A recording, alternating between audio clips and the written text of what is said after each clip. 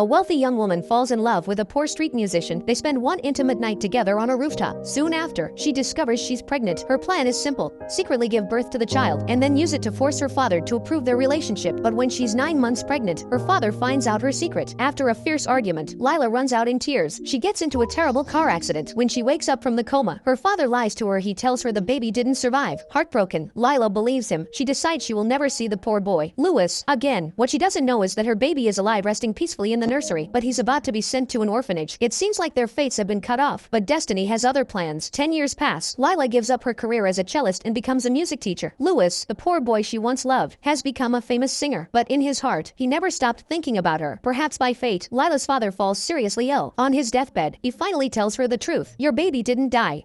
Oh my God.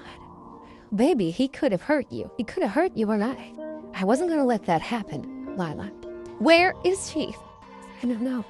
Shocked, Lila wastes no time. She starts searching everywhere for her child, but she has no idea her son Evan is alive and growing up in an orphanage. Perhaps he inherited his parents' gift from a very young age. Evan shows unimaginable musical talent. Unlike other children, he is obsessed with sound. Every sound becomes music in his ears. He believes this gift is a calling from his mother. So one day, he decides to run away and find him, but that impulsive decision will make their reunion much harder. Lila goes to the Child Services office to ask for information. They ask her to fill in forms and wait for a response, but she refuses to wait. Driven by desperation, she finds the director and pleads.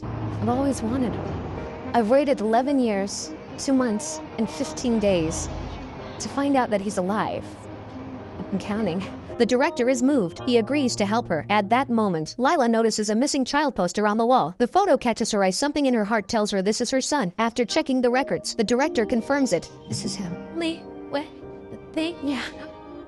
When Lila arrives at the orphanage, she's told Evan ran away not long ago. Her only lead disappears. To increase her chances of finding him, she picks up her cello again. She thinks if she can be heard everywhere, her son will come find her. Meanwhile, Evan is walking alone through crowded streets. He hears music coming from a plaza and follows it. There's a street kid singing. His name is Arthur. Evan is drawn to his voice. He gives him some money. When Arthur learns Evan has nowhere to stay, he offers him shelter on one condition: buy him a pizza. So Evan trades a pizza for a place to stay. Arthur takes him to an old abandoned theater. There are many street kids living there, orphans just like him. Soon, the leader shows up. They call him Wizard. Every day, Wizard collects the money the kids make from street performances. They're not allowed to spend a dime without his permission. When Wizard finds out about the pizza, he's furious. Arthur quickly says Evan bought it. Wizard calls Evan over. What's your name?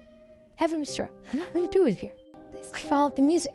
Wizard checks his hands, no calluses. He can tell Evan has never played an instrument. He walks away disappointed. But that night, Evan sneaks over to a guitar. He plucks a string, taps the body, playing with the sound. A beautiful melody fills the hall. Wizard hears it. He is stunned. He quickly realizes Evan is a once-in-a-lifetime talent. He tells him the secret of music. It's everywhere, like energy in the universe. If you can feel it, you can play it. That small conversation changes everything. Evan understands music better than anyone. The next day, Wizard brings him to the streets to perform. Evan plays like the notes are flowing from his soul. A crowd gathers. He earns more money than all the other kids combined. Wizard gives him a stage name, August. He says one day that name will shine on every marquee. But Evan doesn't care about fame. He only cares if his parents will see him on TV. Then one day posters appear. Missing child notices. Wizard begins to worry. He tries to make a deal with another busking boss to move Evan somewhere else, somewhere with more traffic, but they argue over money. Evan starts to see Wizard differently. He realizes Wizard is using him, watching other kids being hugged by their parents. Evan's eyes fill with tears. He plays harder and harder. He just wants to be found. Meanwhile, the orphanage director finds Arthur on the street and asks about Evan. Wizard rushes over to intervene. The director becomes suspicious and calls the police. That night, the police find the theater. Wizard panics. He lies to Evan. He says the police are there to take him back to the orphanage. He warns him, if anyone learns his real name, he'll be sent back. Evan believes him and runs away. He's lost, cold, alone. He walks into a church. A young girl is singing and notices him. She invites him inside. The next morning, she's playing piano. Evan is mesmerized. The girl shows him sheet music. He studies it quietly. After she leaves, Evan spends the whole afternoon writing music on the walls, pages of complex notes. When she returns,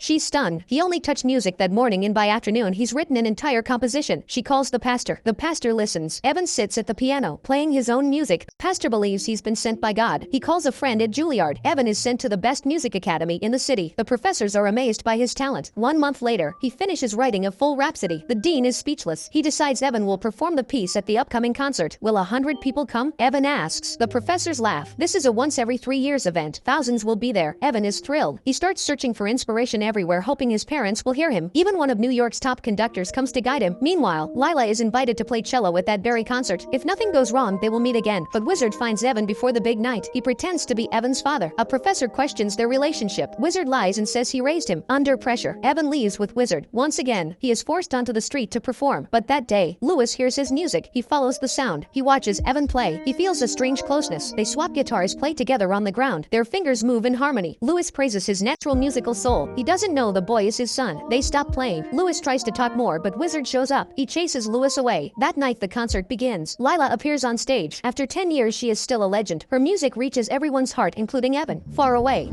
I have to go now. I'm not coming back this time. As the crowd goes silent, the final act begins. Suddenly, the lights rise. A small figure stands center stage. Evan has arrived. He holds the conductor's baton. The orchestra awaits. He raises his hand, and music explodes like a storm. Elegant, powerful, alive. Lila turns in shock. She feels it, the music, the connection. At that moment, Louis also arrives. He sees Lila. 12 years rush back. Their eyes meet, silent, but full of recognition. Evan feels something. He turns. He sees them. Their three destinies meet in that moment. But will Evan finally be reunited with his parents? Follow me to learn what happens next. I'll update the rest of the story soon.